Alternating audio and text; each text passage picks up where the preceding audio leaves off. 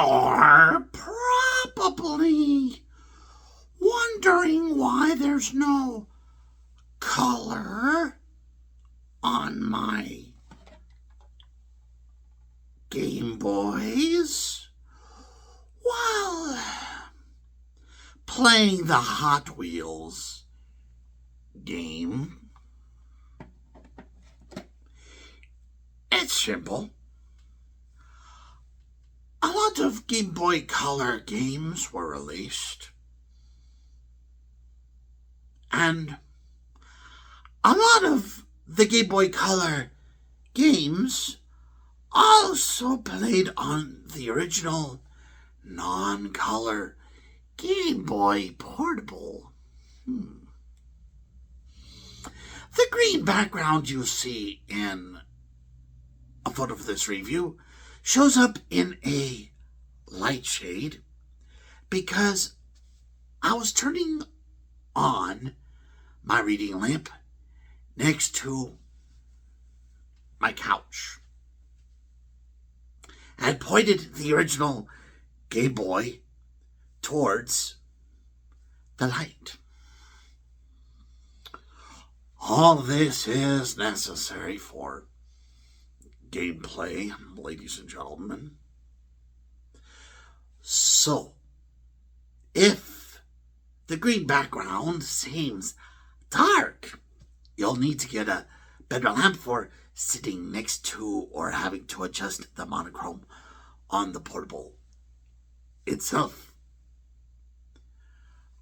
Are the graphics better on my non-color Game Boy? Yes and no. While it's nice to see neat pieces of furniture in buildings like mine, where my chosen car raises my eyes, have changed over the years, and looking upon the monochrome screen for specific road lines gets difficult. Honestly, there has been too many factors involved in my life for me to blame much on the Game Boy. This is a red Game Boy. This is a white Game Boy, in case you cannot tell in this video.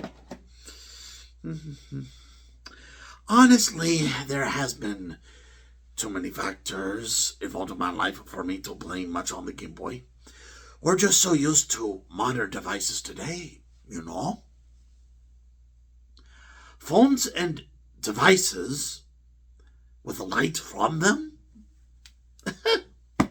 Unless you get a Game Boy that's enhanced with a backlit screen, you'll have to contend with the original Game Boy for all of its games if you want black and white video. As thus far, the Nintendo 3DS only had a general armload of Game Boy games available for download. And the original Game Boy, like this red Game Boy, I've had since childhood. This red Game Boy plays so many games in such ways as to make it exclusive in the portable's universe. Blurry lines could have resulted from my prolonged ownership of my red Game Boy, of course. Don't mistake the black and white graphics, though. It can actually be really fantastic to see with your own eyes. Vivid, wide open backgrounds during the chase between me and the other Hot Wheel cars for each race. From this point in my review, I must confess that I'm just being figurative about my Game Boy screen having no color due to the fact green and dark shades of gray both remain to be colors on my watch for scientific expedition. Playing old video games and remarking on their characteristics. My direction pad, B and A, all work. However, the start and select buttons have become very stubborn in their push.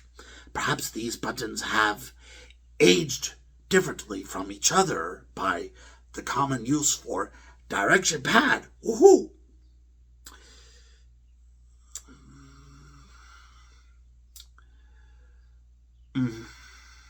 My direction pad, B and A, all work.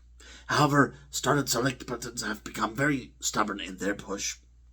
Perhaps these buttons have aged differently from each other by the common use of the direction pad,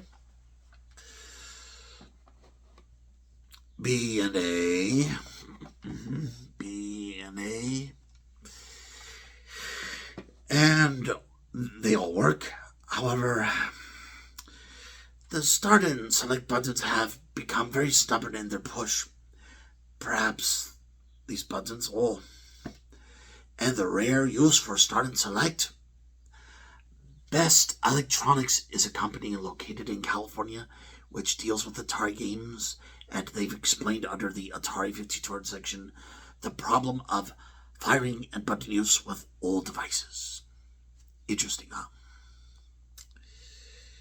The gameplay is still buggy, of course. I mean, these are Game Boys, you know. My car can mysteriously lose to another car while I'm ahead of it. I can lose myself in my own tricks of the child's ramps.